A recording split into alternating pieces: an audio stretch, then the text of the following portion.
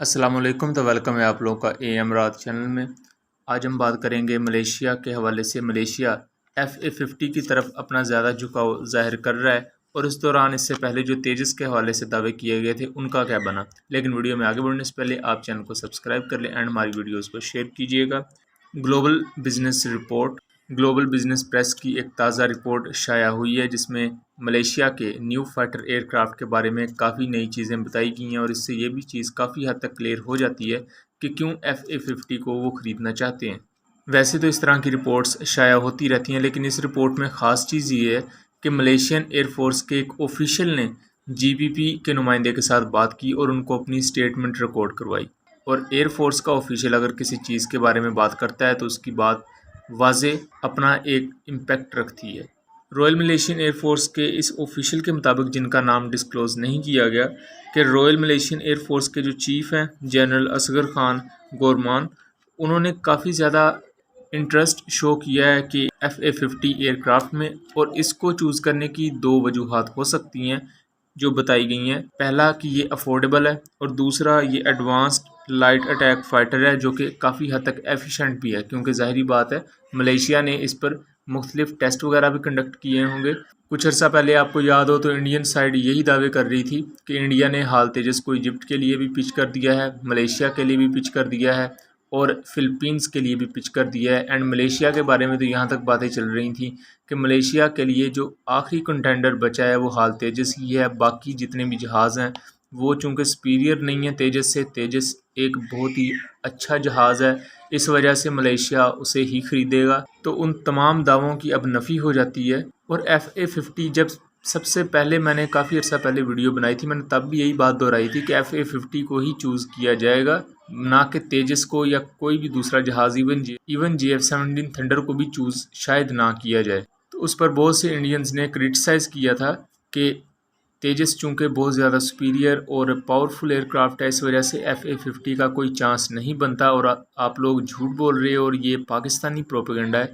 और अब global business press की रिपोर्ट को इंडिया के अपने डिफेंस एक्सपर्ट्स कोट कर रहे हैं, जिनमें इंडियन डिफेंस रिसर्च विंग भी शामिल है।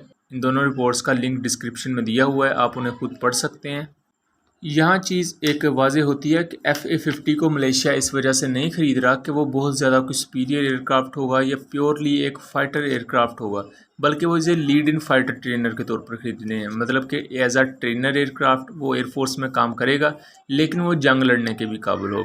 यहाँ उन्होंने खला जो पुर करना था, क्योंकि उन्होंने अपने MiG-29 और F5E एयरक्राफ्ट ये रिटायर कर दिए हैं काफ़ी अर्सा पहले, और उसके बाद जो एयरफोर्स में खला पैदा हुआ है उसको इनके FA-18 और SU-30 जहाज़ पूरा तो कर रहे थे, लेकिन अब SU-30 जहाज़ों के साथ भी मसला ये है कि उनके स्पेयर पार्ट्स की बहुत ज़्यादा कमी हो चुकी है और मलेशिया इस हवाले से बहुत ही ज़्यादा मुश्किलात का शिकार है कि वो अपने SU-30 की फ़्लीट को किस तरह ऑपरेशनल रखेगा। इन तमाम चीज़ों का अगर बगौर जायज़ा लिया जाए तो एक चीज़ हमें वाज़ेह होती है कि अगर MiG-29 और F5E जैसे जहाज़ों का खला पुर करने के लिए स्टॉप गैप के तौर पर वो लिफ्ट फाइटर एयरक्राफ्ट ख़रीद रहे हैं, तो इसका मतलब ये हरगिज़ नहीं है कि FA50 कोई बहुत ज़्यादा सुपीरियर एयरक्राफ्ट है।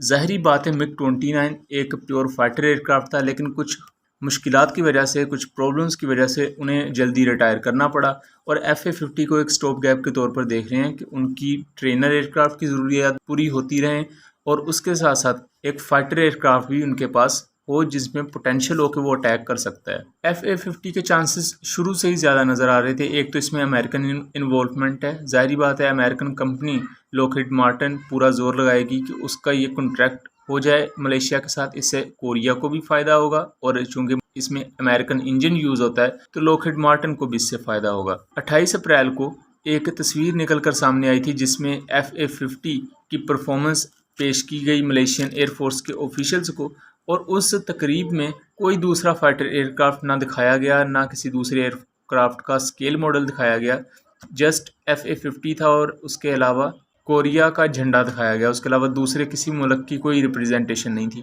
तभी से ही चीज़ें क्लियर होना शुरू हो गई थी कि FA50 ऑलमोस्ट डील डन होने जा रही है। लेकिन उसके बाद इंडियन साइड ने ये शोर करना शुरू कर दिया कि तेजस मलेशिया के लिए फ़ाइनल स्टेजेस में है और तेजस को ख़रीदा जाएगा। इसके लिए हिंदुस्तान एरोनॉटिकल लिमिटेड्स की जानब से भी वफद वगैरह भेजे गए थे, मलेशिया के साथ बातचीत चल रही थी, लेकिन अल्टीमेटली उन्होंने तेजस को नहीं लिया। तेजस को ना खरीदने की वजह खुद एक इंडियन एयरफोर्स भी है, क्योंकि खुद इंडियंस भी ये अच्छी तरह जानते हैं कि इंडियन एयरफोर्स ने शुरू से कभी तेजस में दिलचस्पी नहीं ली थी।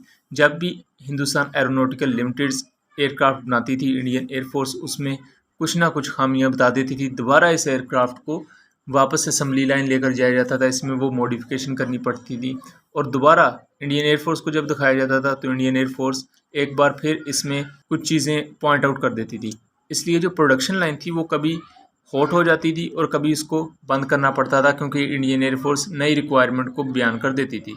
इस वजह से हाल तेजस बहुत ज़्यादा लेट हुआ। अब हाल तेजस के बारे में फिर से नई अपडेट्स आ रही हैं कि वो तेजस MK-1A को बड़ी तेज़ी से बनाने वाले हैं और तेजस MK-2 के 6 स्क्वाड्रन लेंगे। लेकिन ये दिलचस्प होगा काफ़ी देखना कि वो किस तरह इस चीज़ को पूरा करते हैं। अगर तो तेजस MK-1 की तरह ही काम उन्होंने किया तो फिर इसमें से कुछ भी नहीं बनेगा। ना सिर्फ FA-50 को मलेशिया की जानब से उनकी एयरफोर्स के ऑफिशियल्स ने इसकी प्रोक्योरमेंट के हवाले से अपडेट दी है, बल्कि कोरियन एरोस्पेस इंडस्ट्रीज़ के एक ऑफिशियल ने कहा है कि मलेशिया हमारे साथ एडवांस टॉक्स में है, मतलब कि बातचीत निगोशिएशंस काफ़ी आगे पहुंच चुकी हैं। बहुत जल्द इस चीज़ को फाइनलाइज कर लिया जाएगा।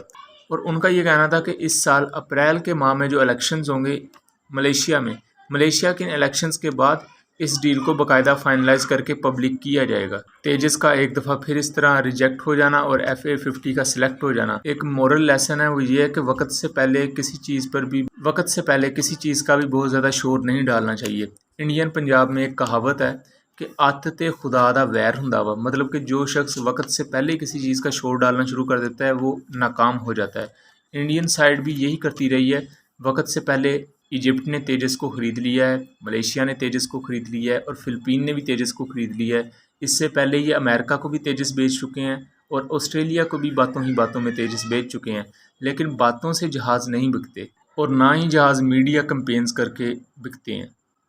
तो उम्मीद करता हूँ चीज़ें क्लियर रही होंगी। मिलेंगे अगली वीडियो में, तब तक के लिए अल्लाह हाफिज़।